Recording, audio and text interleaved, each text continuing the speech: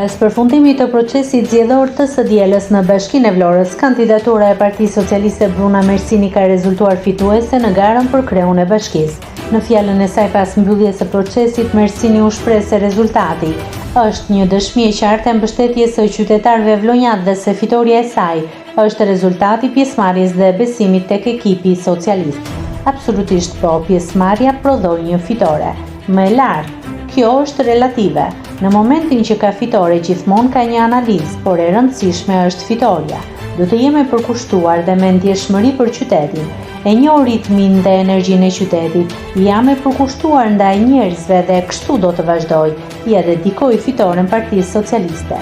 Gjithmonë gara është garë, kam respekt për dy bashkëqytetarët e mi, që nesër mund të jenë kolegë në dyert e bashkisë. Gjergji është antar i Këshillit Bashkiak dhe do të kemi takime të përditshme. Edhe Dionisi vjen nga biznesi, tha Mersini.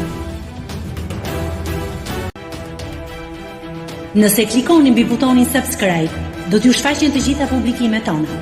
Ju ftoj t'i bëni subscribe kanalit, të pëlqeni videot dhe të lini komentin tuaj.